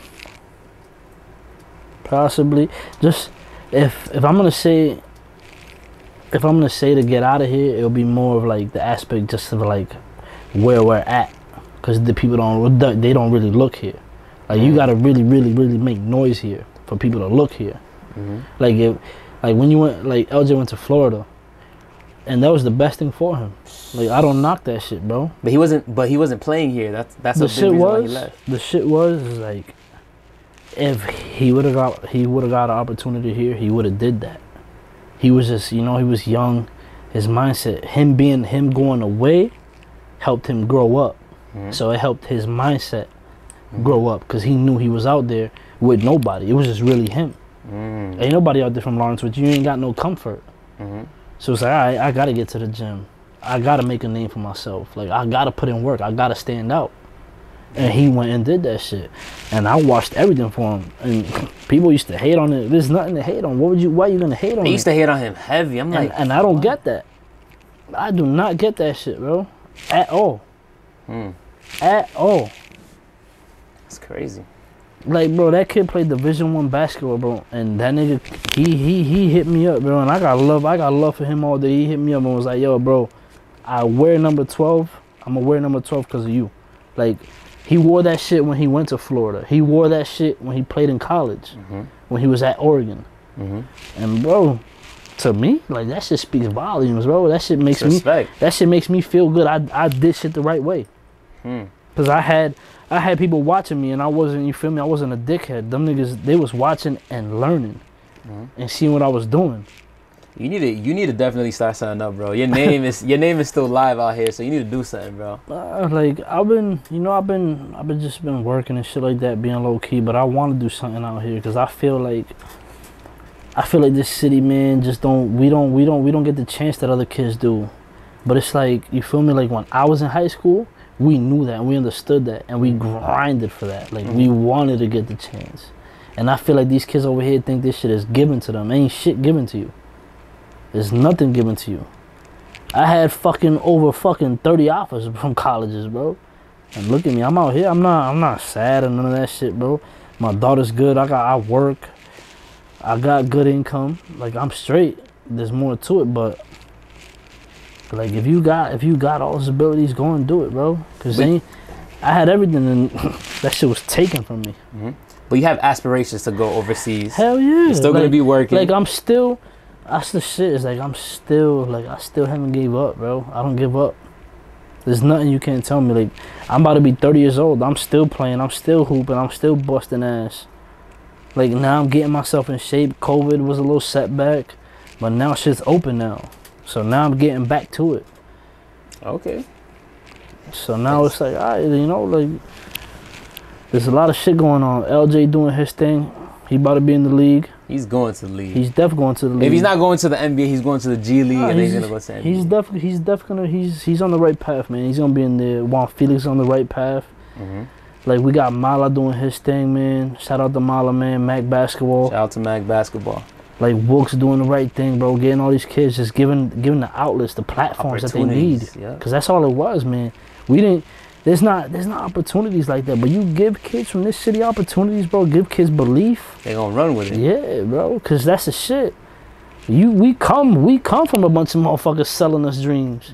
You show us some real shit, we gonna run with it.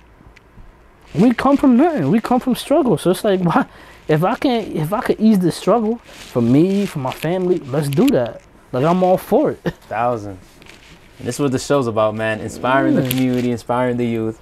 And that's why I had to reach out to him, man. I see this man in Terra Luna. Shout out to Terra Luna. I pulled up to his table. I was like, yo. I go, yo, I need an interview, bro. Like, what you doing? He's like, all right, we out. He's like, yo, I ain't gonna sugarcoat nothing. I was like, after you watch it, you're gonna see why. It was like, clearly you're not, bro, because he just said everything. I don't sugarcoat his story shit, from the beginning to the end. I tell kids, man, you want to reach out to me? Reach out to me, bro. How they gonna reach out to you, bro? Your Instagram hack. My man Moose is the coach. My man Moose, the head coach of Lawrence High. There's other kids in the city that got my number. If you want to reach out to me, bro. How would they reach out to you? You could text me. You could hit me on Snap. You go for your Instagram. You gotta give them something, bro. I mean, I don't got no Instagram, man. But y'all can get my Snap though. My Snap is Nike Fiend. It's NIKE_FEEN 12. That's Snapchat. So, man, just hit me, bro. Like, I'm not no yes man. I ain't gonna tell y'all what y'all want to hear. I'm gonna tell y'all all the shit you don't want to hear. All the real shit. Cause I'm gonna tell y'all, man, ain't nothing that y'all going through that I didn't go through. That I ain't even been through, and I probably been through worse. Okay, so he's gonna start his player development, his player development enterprise. He's gonna coach these kids. We're gonna get them out the hood, and it all started here. At the end of the day, it's BASTIENDRIP, the flies from the city, aka the young intellectual. Hey, man, I'm Jaylen, man. Y'all wanna holler at me, bro? I got all the gems for y'all, man. Stop playing. I love the city. I love the kids, man. Y'all holler at me. Let's get right. Future player development coach. And we out.